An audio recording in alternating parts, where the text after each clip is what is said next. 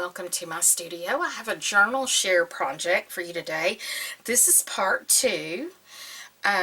Part 1 goes into a little bit more of the background of Opal and her story. This journal is based on Opal Stanley Whiteley, and she was a naturalist, a nature writer, and a diarist. And she was very much in the Christian endeavor. She desired to teach children about God through nature. And her childhood diary from the years of when she was 5 and 6 was published in 1920 as a serial in a newspaper, and then later it was published into a book.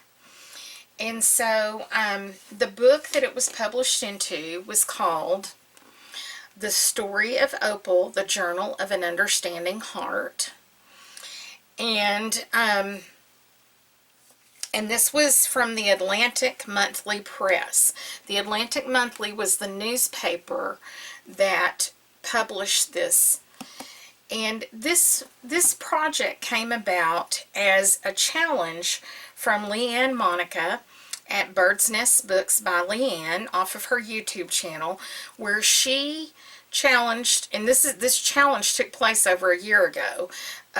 She challenged her subscribers to make a journal based on a movie. So I made mine based on this movie, Opal, A Woman, Her Diary, 100 Years of Controversy. This is a lovely film. It's kind of obscure. It takes place in the Pacific Northwest. It is a beautiful story. And there are actually a story within a story going on, because in this film, Opal is trying to publish her book, The Fairyland Around Us. And she's trying to find a publisher. But when she meets the publisher, he's not interested in this book. He's interested in the story of Opal and her own diary. So there's kind of parallels. So I made companion journals for this series, and this is the first one. And if you missed seeing it, I will leave a link down below and you can go back and see the first journal. And this one's called The Story of Opal. This one is called The Fairyland Around Us. And so you know, it'll give you a little bit more detail if you go back and watch the first one. But I want to just jump into the flip through here. There are Opal resources and books that I listed in the first film. I'll try to, the first video, and I'll try to link those here too in case you're interested or want to learn more about Opal. So this book is a 9x6. It's like 2.5 inches wide. This is the spine. The Fairyland Around Us. It's just covered with some paper, some vintage laces, some embossed felt. I've used some old frames out of an old photo book. I made a large butterfly to put on the front, and some hand beading here and some little flowers. And then inside the little niche here, it's covered with acetate. This is some of Opal's writing.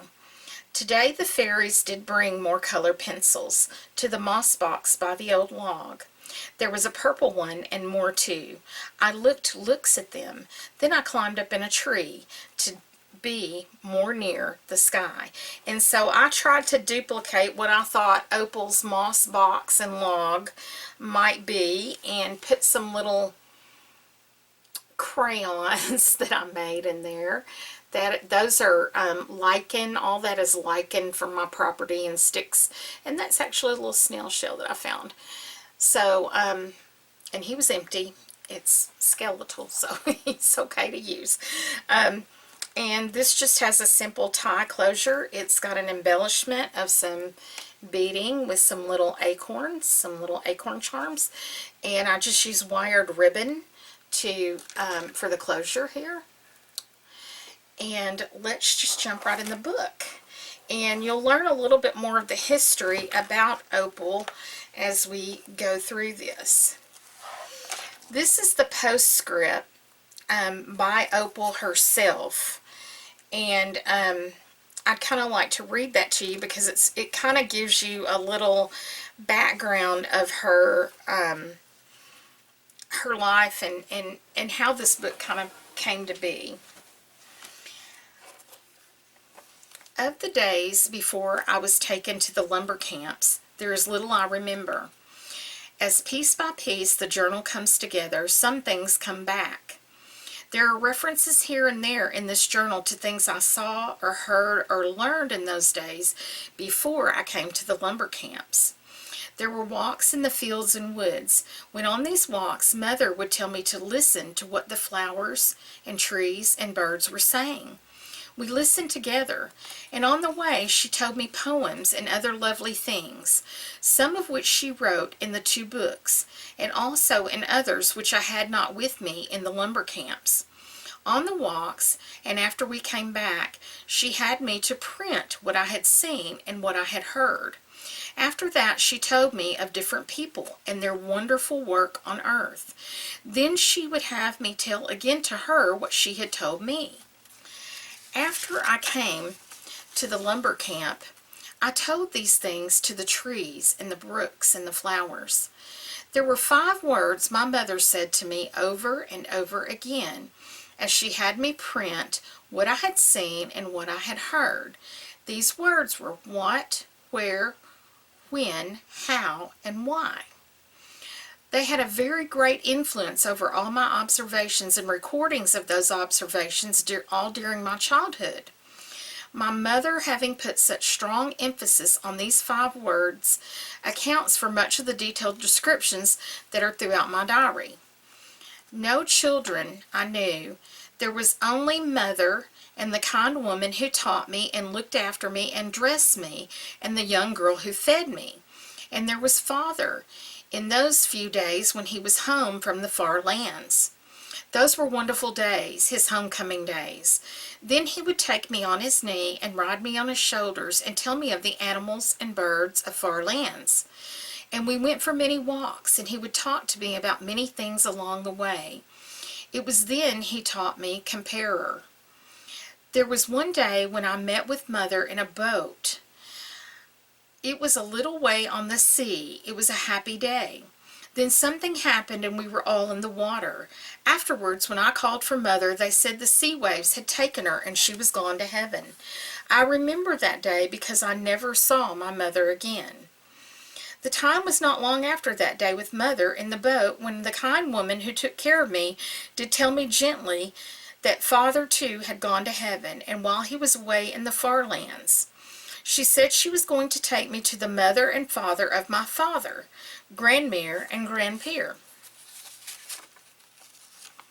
We started, but I never got to see my dear grandmother and grandfather whom I had never seen, and I didn't feel happy. There were strange people that I had never seen before, and I was afraid of them. They made me to keep very still, and we went for no walks in the field, but we traveled a long, long way. Then it was they who put me with Mrs. Whiteley. The day they put me with her was a rainy day, and I thought she was a little afraid of them too.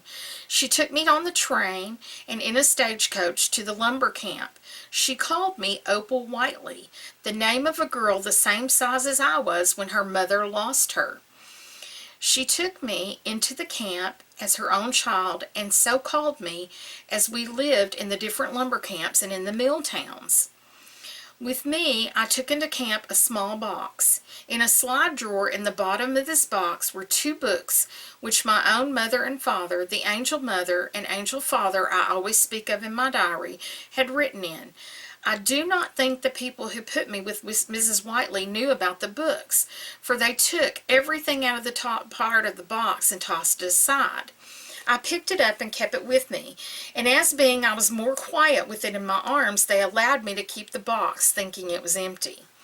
These books I kept always with me until one day I shall always remember, when I was about 12 years old, and they were taken from my hiding place in the woods. Day by day I had spelled over and over the many words that were written in them. It was the many little things recorded there that helped me to remember what my mother and father had already told me of the different great lives and their works. They made me very eager to learn more and more of what was recorded in them, and I studied them much more than I did my books at school. Their influence on my life has been great. The diary of my 5th and 6th year. Far into other years I continued it, and perhaps some other time the story will be pieced together and made into another book. Now I have to tell you, there is some controversy about Opal's parentage. If I've done my research right, there was never a birth certificate produced for Opal. She claims that the Whiteleys were not her parents. Now the Whiteleys said they were, but until Opal's death she swore that these were not her parents. And so there's a little mystery surrounding that. So in the front of the book I have a little excerpt from Opal's diary. I like this house we do live in. Being at the edge of the near woods, so many little people live in the woods. I do have conversations with them. I found the near woods first day. I did go explorers. And so that's a little note about from Opal that was in the book that Jane Boulton wrote. And this is a picture of Opal. Here you can see she's been fishing. Here is a tag in the pocket between the pages. This is Opal's writing. She did end up having to, which I'll get to the other part of that story later on in this journal, she ended up having to paste photos into the Fairyland Around Us to get it published because of some extenuating circumstances. This is a little digital, and this is a Tracy Fox tag that I've glued on there. Here are some stamps that I enhanced with some black and white ink.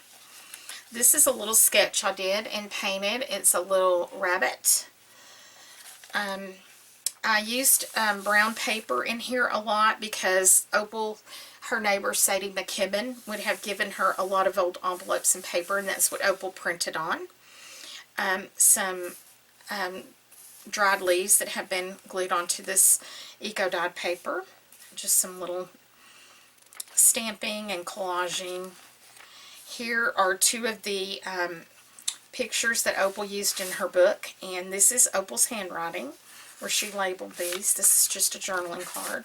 This is actually a page from the book, and this is a little thing that I had out of a scrapbook from the 1800s, but I just thought this talks about the early morning, and I thought that kind of depicted that. Here are some more stamping. This is a commercial stamp, and I've just enhanced it with ink. This is one of my hand carved bird stamps and enhanced with ink. Here is another little excerpt from Opal's journal, and a little tag. Little Tim Holtz paper clip. I like those teeny tiny paper clips. This is a printable that was a free one from Nick the Booksmith. If it's still available, I'll link it below. These are specimen from the specimen tags that I got from Tracy Fox. And this is, the branch is hand carved, and then I just doodled the rest of this. The fabrics that I used in this book represent some of the clothing that Opal wore in the movie. Here's another little card with some of her writing. Oh, doesn't want to come off there. Just a little card that you can journal on. This is some chalk paint. It makes a really nice writing service. Here is another card that I made from enlarging one of the pictures. This is part of the digi-kit that I started, and I just didn't finish it. I don't know, wasn't that into it. So, but I went ahead and used the pieces that I did do, but, you know, I went ahead and I had done a test print, so I went ahead and used some of the pieces that I did. Excuse me. And I thought this was cute to do just a wash of it so you could kind of see the thorns that go with the wild rose. And an interesting thing about this, these are not actually, all these are not actually rose thorns. There is actually an insect that looks like a thorn that will attach itself to a rose stem. But these two are the little insects, and those are the rose thorns. So I thought that was kind of interesting, and you can kind of still read about it, and kind of goes with the card on the other page. That's a Tim Holtz die, and the Tracy Fox tags, some eco-printed paper. Just some ink sprayed paper, a little collage. This is also one of the pictures that Opal used in her book. This and this are also, and in here is just a little tag with one of the Tim Holtz dies on it. This is a little stamped piece of paper, and it flips open and you can write. Gives you plenty of writing space there. More writing space. Another tag. Opal had a lot of pets. One of them was a toad, and he rode in her bonnet a lot, and his name was Virgil. And so that is Virgil there. She had a wood rat. She had a crow. This is a digi I did. I glued one of Tracy Fox's tags on here, but this is Opal when she was working on piecing her diary. Some botanicals that are glued on that dyed paper. Just some stenciling. Here's another tag. It's made out of one of the images that Opal used in her book. Some more collage. Here's some more of the things that she used. Inside here is a printout from a newspaper from the Portland Oregonian about Opal's diary being published. And this is a photo of Opal also. And this is represents Opal's crow. She had a pet crow. He was quite naughty. He sometimes got Opal in trouble. And here, this is just some commercial stamp, and I used some paints and inks to enhance it. This is one of the digitals that I did, and this is Opal working on her, piecing her diary back together. Just goes in that little pocket. This is just some tracing paper that I just used some paints and ink on. This is from an old botany book. This is a specimen card, and Opal often used a combination of French and English words, and so I did this as two-sided.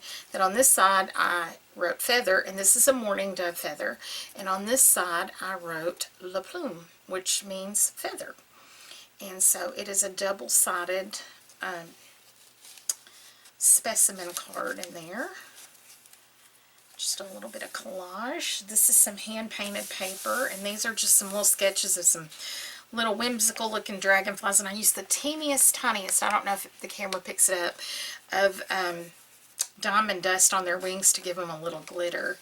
Some more fabric. This fabric actually is from the 1920s, which I thought was cool because Opal's book was published in the 1920. And these are some more Tracy Fox labels. So anytime you see any of these labels, that's all Tracy Fox. Any you see these, those are all Tim Holtz. Some hand-painted paper, some coffee-dyed paper. Here's a little tuck. It's just some little mushrooms. And I have a really good nature book that I like to use. I've got a couple copies of it. I will link that down below. It's a Reader's Digest book. It is like fantastic for things like that. This is just a little piece of paper that is tied and folded that you can just, it's a little piece of parchment. I'm not going to undo it, but it's just blank that you can journal on. You can journal behind that also. Journaling space here, a little stenciling.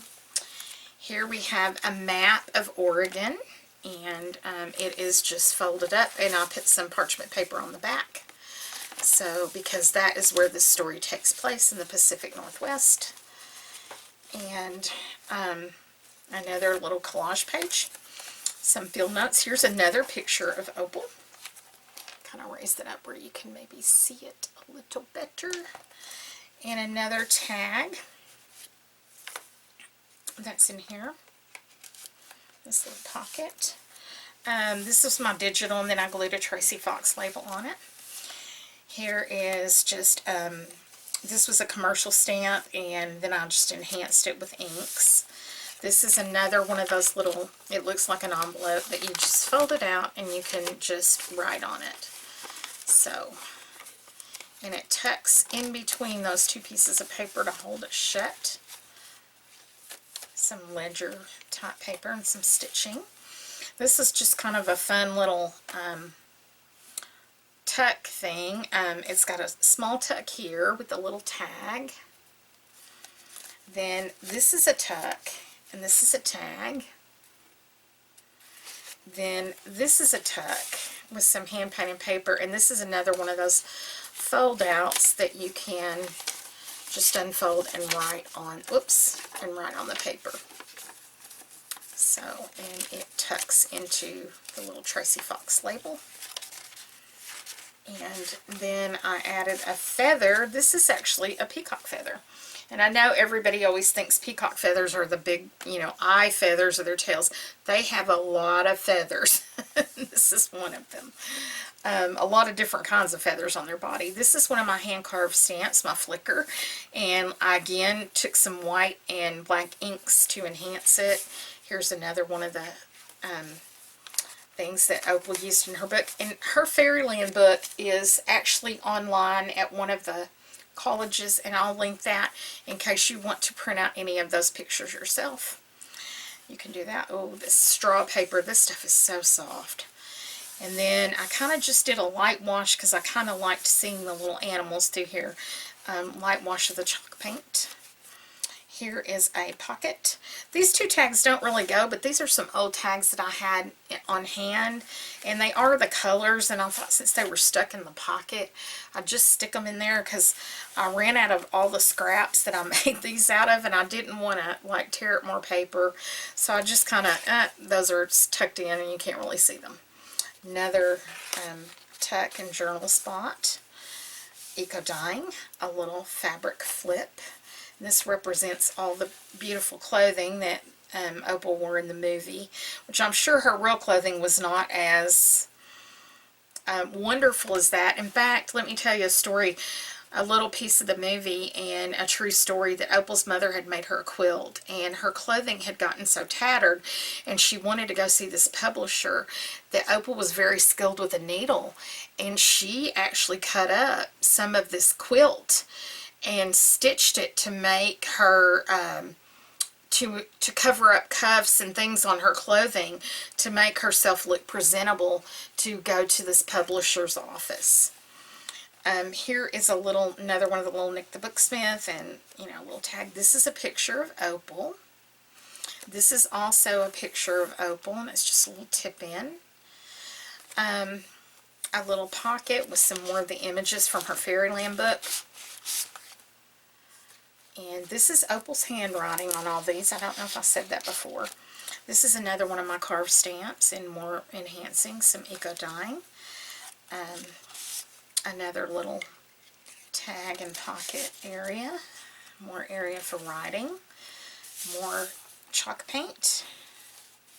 This is another, just a little, you know, cardstock back tag. This is another one of my carved stamps. And it too has been enhanced with inks. This is a little Tim Holtz thing. This is Opal's handwriting on one of the things, just a little paper collage. This is some printed paper on tracing paper. And it's a little flip, the little stamp. And then we get to the end of the book. And at the end of the book, there is more information about Opal in this little envelope. And I'll close this out with this. This is Jane Boulton, who wrote this book, Opal, by Opal Whiteley, and she arranged this in poetry order. And there's another, let's see, this is the newer version. I used that older version to cut up for this. This is the newer version, and I will link that below, as well as the other books about Opal. This is January of 1976. She said, unfortunately for us, the rest of Opal's diary was not pieced together, and the entries for the following years were not published. The putting together of the first part alone represented an enormous labor. As Ellery Sedgwick described it, after urging her to send for the pieces, they came. There were hundreds, thousands, one might say millions of them. Some few were large as a half sheet of notepaper, more scarce big enough to hold a letter of the alphabet. The paper was all shades, sorts, and sizes, butcher's bags, pressed and sliced in two, wrapping paper, the backs of envelopes, anything and everything that could hold writing. The early years are printed in letters so close that when the sheets are fitted, not another letter can be squeezed in. Sedgwick also wrote of Opal's puzzlement over letters that would not shape themselves into familiar phrases. When she turned to her editors, she was told that they were French. "But they can't be. I never studied French," she protested, but French they were. For 9 months, she put scraps together like a giant puzzle, with a methodical thoroughness that would have brought credit to the museum. She created a system of cards onto which the diary material was transferred as it was pieced. The childish adornment of page borders had been fortunate. It enabled her to reconstruct whole pages from the fragments. Because she had used each colored pencil until it was gone, which indicates which followed one another, could be pieced together consecutively. When the work was completed, Ellery Sedgwick described it as the journal of an understanding heart.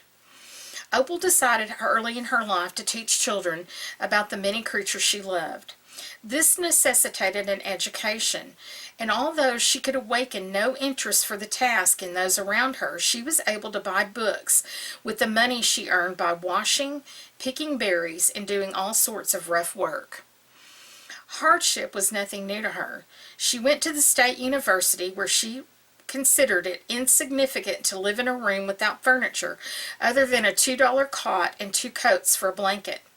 Professors there were amazed at her advanced comprehension of botany and geology. Mrs. Whiteley died when Opal was at university. The girl dropped out of college, borrowed money from friends in Oregon, and went south to Los Angeles to seek her livelihood by giving nature lessons to children. Her perseverance and some opportune introductions to people of means and concern led to success with this venture. These same people helped her with subscriptions to raise money for the publication of her own nature book, The Fairyland Around Us. Her personal canvases produced the prodigious sums of $9,400. The sequel was not so bright. Since the printers demanded $10,000 and the additional $600 was not forthcoming, they despaired of their young girl client and they destroyed the printing plates. A serious illness followed, which hospitalized her. Again, merciful friends attracted to the warm-hearted girl came to her assistance, and once on her feet again at the age of 21, she started eastward to find a publisher for her ill-fated volume. It was then that she met the Atlantic Monthly editor who was to discover her diary. Through the process of her book, Opal met many important people. She lived in the home of Mrs. Walter Cabot, the mother-in-law of Ellery Sedgwick, during the long months it had taken to piece the diary together. At the Atlantic office, she was met by Lord Grey of Fallendon, who was later to write the foreword in the British edition of the Diary of Opal Whiteley.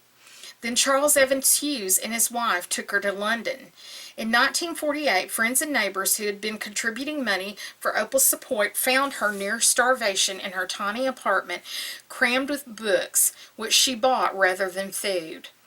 Since she was unable to care for herself, authorities took her to a hospital, where she has remained ever since, and like her childhood, the rest of her life seemed destined to be lonely. In October of 1975, leaving my home on a sheep ranch in Canada, I flew to England and joined my closest friend to find and interview Opal. For more than 5 years she had been in my thoughts, ever since a friend had loaned me the Atlantic Monthly Press edition of The Story of Opal. I had written a short adaptation of this work for Ms. Magazine, a television transcript from the same material, and a book from Macmillan of her full diary, and now I was impelled to meet this rare and gifted woman who I had feared for so long was dead and missing. Considering that she was almost 80 now, we did not know what to expect. She came toward us in little running steps, her face eager, even radiant, with expressive brown eyes and winged eyebrows. But how tiny she was, less than 5 feet tall. She brought her messages of love from the United States and Canada, telling how her beautiful work had spoken in the hearts of so many. She glowed from the acknowledgement of something she had loved doing, then told us she had discovered who her father was, Henry the Duke d'Orleans, a French naturalist who was killed in an expedition in India the year she was 4. Her mother, before she died, financed Opal's trip to India to search out the story. And Opal at the time took out the name, I don't know how to pronounce this.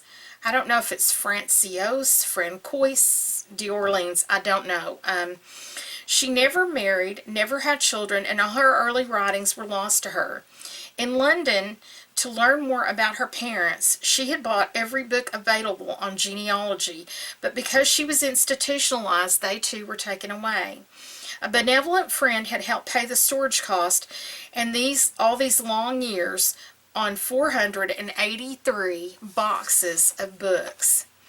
There are some who say she is not from royal blood. There are some who say she could not have written this diary as a child.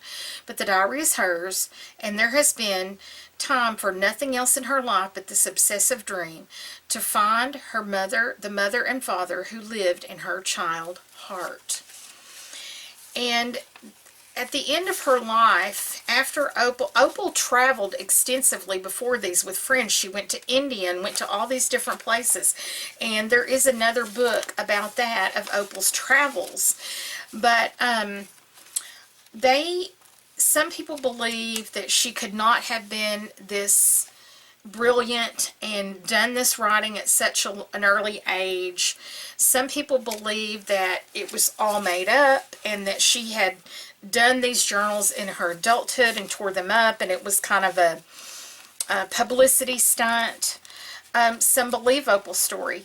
When Opal became sick and she was diagnosed, they diagnosed her with schizophrenia.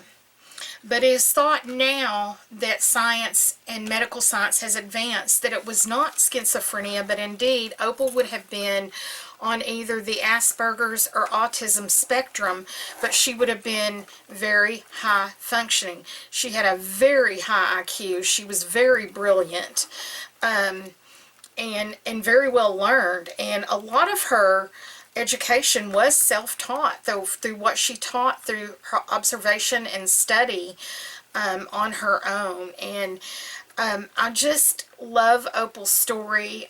There are YouTube videos on Opal. There are many books that were written on Opal.